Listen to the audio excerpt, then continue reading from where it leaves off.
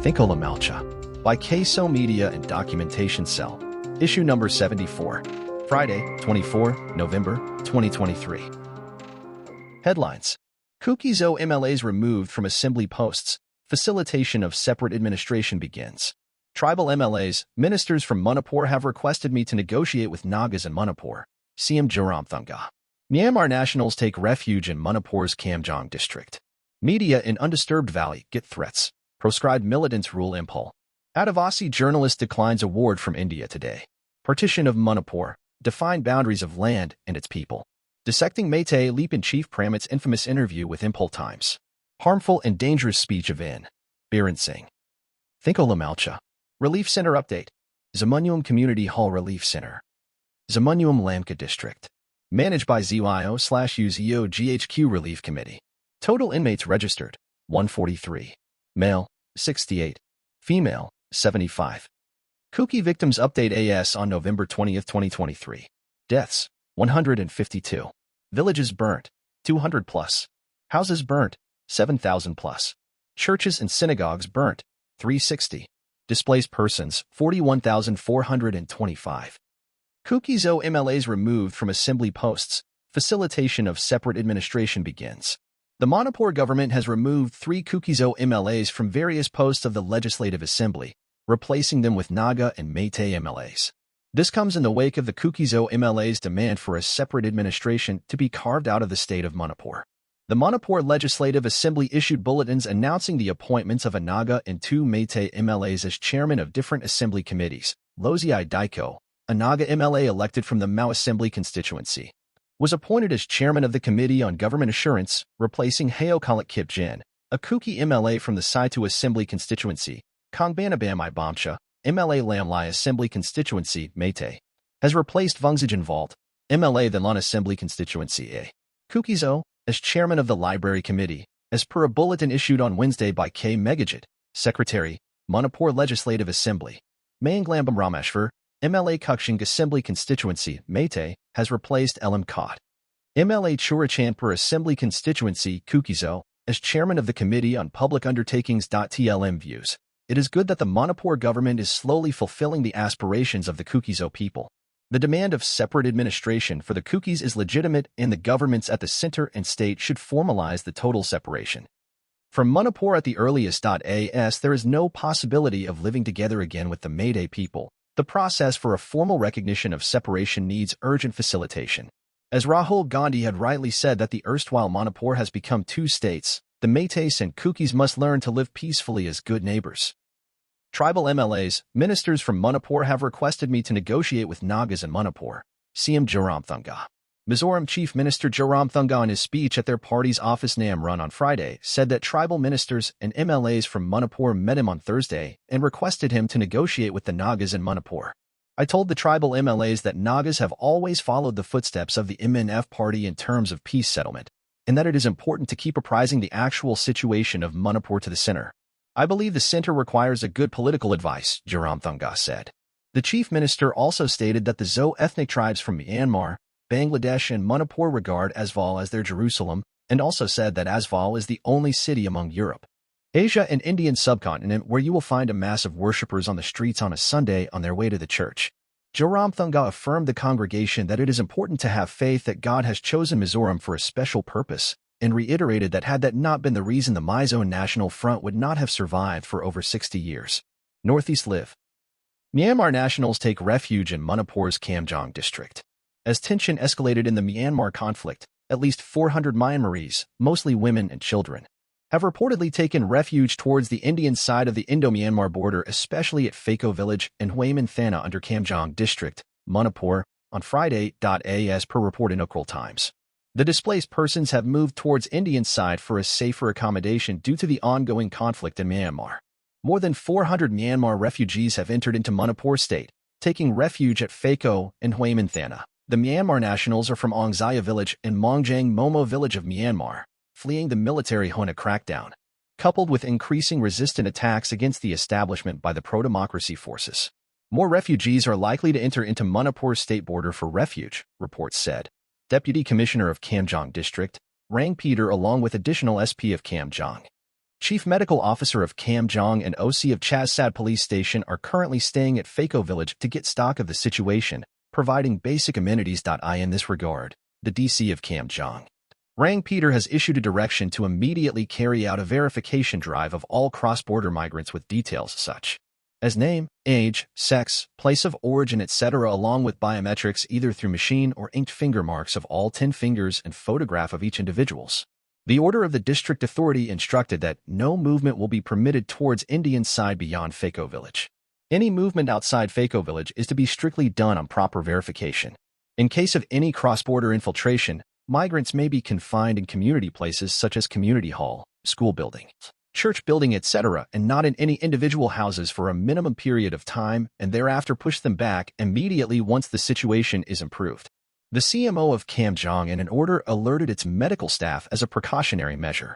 The order read, as a precautionary measure to provide medical assistance, all the staffs posted at health facilities in Kamjong Block and Kasem Kulin Block are hereby ordered to remain at their respective place of posting to manage any medical emergencies.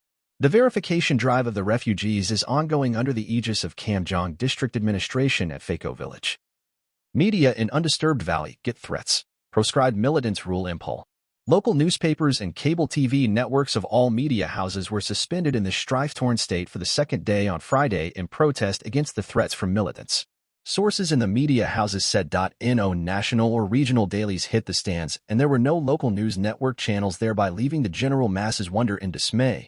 Sources said that while militants of a particular outfit, Valley-based, wanted the publication of a statement issued by them, others, also Valley-based, of the same faction threatened dailies with dire consequences if the said statement was published, causing confusion to the journalists working in this sensitive border state where there are around 35 different outfits operating to make their present felt. Two apex journalists' bodies, the All Manipur Working Journalists Union, AMWJU, and Editors Guild Manipur, which discussed the issues in the past 2 days, fervently appealed to the militants not to interrupt the smooth functioning of the dailies in the state. An AMWJU spokesman said he also stated that the issues would be discussed again as soon as possible in the general body meeting of the union and take a decision on the future course of action. TLM view. This was not the first time the Métis media based in Impul, both print and electronic, got threats from the militants. There were several instances of such threat and intimidation in the past too. A reliable source had said that in the initial stage of the ongoing ethnic violence in Manipur, the proscribed Métis militants had directed all the media houses in Impul to follow a pattern set in accordance with the militants' whims and fancies. The Métis media follow suit, resulting in dissemination of false and concocted news report until today. Notably, since the ethnic violence began in the state, a large number of the Métis militants infiltrated the territory of India from Myanmar and wage war against the Kukis. The militants are backed up by the radicalized outfits of Arambai Tangle and Métis Lipan in the peripheries, despite a claim of achieving peace by the chauvinist Métis Chief Minister In Ben Singh. The undisturbed area of Impul Valley still witnesses complete breakdown of law and order situation. The militants, who are patronaged by the state leadership, rule the Métis people, and they become the de facto state security forces, unless the Armed Forces Special Powers Act (AFSPA) is imposed in the valley. There is a high possibility of couping the civilian government in Manipur by the banned Métis militants. Adivasi journalist declines award from India today. Renowned poet and journalist Jacinta Kerketa, celebrated for her poignant writings addressing injustices faced by Adivasi communities, made a bold decision on November 21, 2023. She received a call and later a message notifying her of being selected for the AAJ Tak Sahitya Jagrati Udiman Pratibha Samman by the India Today group. The accolade, recognizing her poetry collection, was accompanied by a prize of 50,000 rupees, with the award ceremony scheduled in Delhi on November 26. However, Kerketa chose to decline the honor. In a message conveyed to East Mojo, she expressed her lack of enthusiasm, stating, "I am not feeling any thrill or happiness from the news of this honor, because respect for life is missing from the lives of many people." Kerketa underscored the plight of the tribals in Manipur, Central India, and the global community, living without due respect or acknowledgement for the wrongs committed against them. "My heart remains troubled. This is a prestigious honor, but I am not taking it," she asserted in her message. Commenting on the situation in Manipur, Kerketa told East Mojo, when the tribals of Manipur were losing respect for their lives, the mainstream media remained indifferent towards them. "Only by standing with their struggle will we be able to feel respected." Representatives from the India Today group acknowledged and respected her stance, recognizing her commitment to grassroots struggles. They stated, "Every civilized society and sensitive human being feels the same way about the injustices highlighted by Kerketa." Additionally, they commended her writings for consistently advocating for justice and humanity. Jacinta Kerketa, a member of the Oraon Adivasi community in West Singhbum District, Jharkhand, is a poet, writer, and freelance journalist who writes in Hindi. Her poetry collections, such as Angor 2016 and Jade and Kizam in 2018, shed light on the injustices faced by Adivasi communities. Notably, her work has transcended language barriers, being translated into German, Italian, and French. Kerketa's influence extends globally as she has engaged with audiences in multiple countries, passionately reciting poems that shed light on the condition of India's tribal communities. Her international travels for poetry recitation and talks include visits to the US, England, Germany, France, Italy, Switzerland, Austria, and Costa Rica, among others. Her poems are not only widely read but also studied in various countries.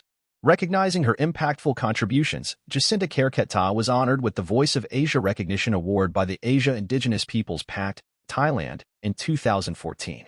In 2022, Forbes India selected her as one of the 22 self-made women of India, solidifying her place as a prominent voice for the marginalized and unheard. Source: East Mojo. Partition of Manipur, defined boundaries of land and its people. In the wake of the ongoing ethnic cleansing pogrom in Manipur, one thing is clear. Apart from the unprecedented devastation and bloodshed caused to the minority community by the atrocious dominant Métis, there arose a well-defined geographical boundary between the two warring parties, with the line of control manned by the peacekeeping forces, BSEF, IDBP, Assam Rifles, CRPF, etc. The deep divide has gone beyond repair, architected by the divider-in-chief, In Ben Singh, and his political cohorts, thus completing the ethnic cleansing pogrom in their ancestral territory of Greater Impul, about 650 to 700 square kilometers. There is no Kuki in the Métis land and no Métis in the Kukis land, with no possibility of crossing over to each other's territorial jurisdiction. The situation is such that anyone found crossing over one's territorial jurisdiction to another's is liable to be shot at. Acknowledging the well-defined boundary, the Métis ancestral lands Guardians and the radicalized private armed militia group, the Arambai Tangle, had cautioned its people, especially the Métis youth/teenagers, not to trespass the line of control between the warring communities while enjoying a ride or picnic outing. Travel advisory had been issued by them not to cross the Kukis' ancestral land. One of the leaders of the radicalized Métis armed outfit, on his social media platform, had warned his people not to travel beyond Kanglatambi Bazaar towards the kukiland of Sadr Hills in the north and beyond Naransina Tronglobi towards Lamka in the south. The Arambai Tangle leader cautioned the people not to cross the boundaries of Sagalmang Pukeo in the east and Kanosabal in the west. The leader also advised not to pass through Nongsum, Kamanlok, and Yangang Pakpi along Ukral Road, Palan along Thaubal Line, Phayang along Kangchup Road, Sugnu along Sugna Road, and Moydangpak along Juribam Road. The landmarks of boundaries between the Métis and Kuki are thus clearly defined. Hill Valley Partition, with the creation of buffer zones, the line of control. The two communities guard their respective territory, and the partition of hill and valley is now complete. The Métis guard their ancestral land so as the Kukis guard theirs. Notably, such partition of hill and valley in Manipur is not solely a consequence of colonial intervention. Historical records indicate that prior to the British arrival, the Kukizo inhabited the hills as a separate entity from the Métis kingdom. The dominion of the Métis Maharajas did not extend the confines of the 650 to 700 square kilometers of Impul Valley. Fully knowing the partition of land and its people, the way forward for solution to the problem would be the government of India to address the aspirations of the Kukizo people by formalizing or recognizing separate administration under the ambit of Indian constitution. Solution must precede peace so that the two warring parties can live together as good neighbors. Dissecting Métis Leap-in-Chief Pramit's infamous interview with Impul Times. The Métis Leap-in-Chief Mangbum Pramit on November 22, 2023 gave an interview to a relatively least-known news outlet from Impul called Impul Times. In the interview, Pramit in his usual tone spoke about various schemes set up by his organization to annihilate the Kukis from Manipur. His obsession with the Kukis was once again clearly manifested throughout his interview, linking the Kukis with every problems in the state, fake or real. He said, "The war will not stop, and we will continue to drive out Kukis, as they are a threat to our existence and for our future generation to live peacefully. The original settlers of Kangpakpi, Chirachandpur, and Mapbung are the Métis, and driving them out will take time. The fact is that Kukis left their old Kolkip Koljang settlement, identified as present Keithan Mambi village of Kangpokpi district, known to the old Métis as Kongjai Kunman, William Shaw, 1929, 28-29.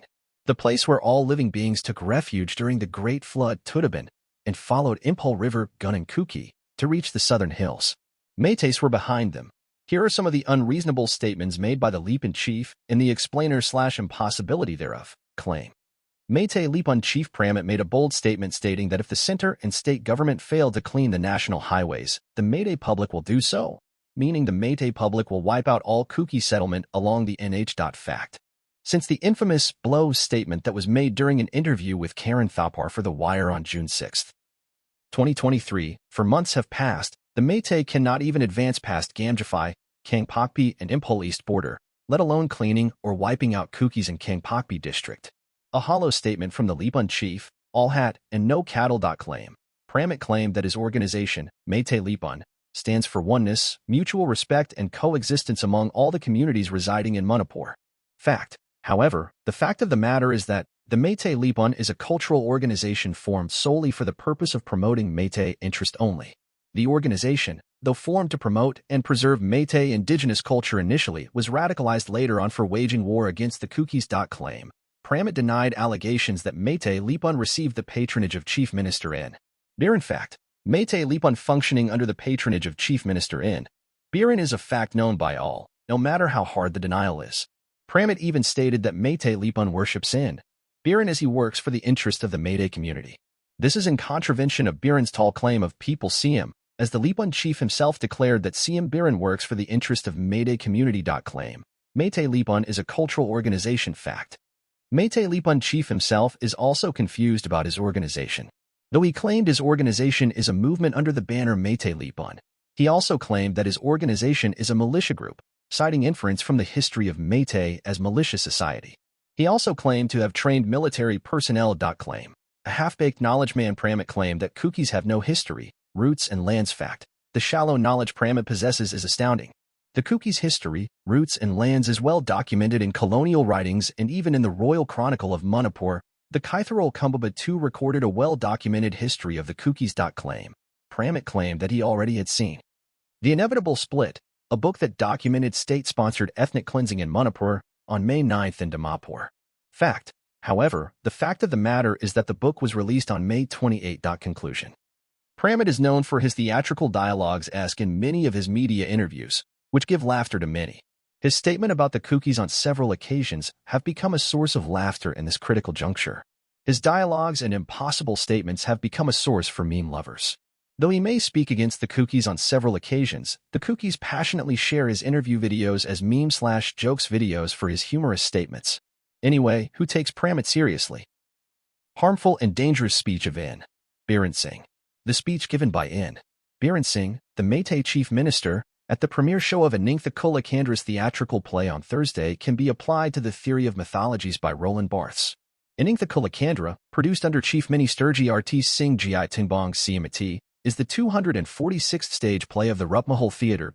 In mythology theory, Barthes proposes that myths are not simply stories, but rather they are ways of thinking about the world that are naturalized and normalized. In this speech, Chief Minister In Ben is constructing a myth of Manipur as a heroic nation that has been oppressed by outsiders, but which will ultimately overcome its enemies and restore its rightful place in the world. Application of Biren's speech from 5 key elements of myth. Symbolism, the use of symbols to represent complex ideas or emotions. In his speech, Biren used symbols such as the Manipur border fence, the suspension of Operation Sioux, and the heroes of the 7 years devastation to represent the struggle of the Manipuri people for independence. Signification. The way in which signs are used to create meaning.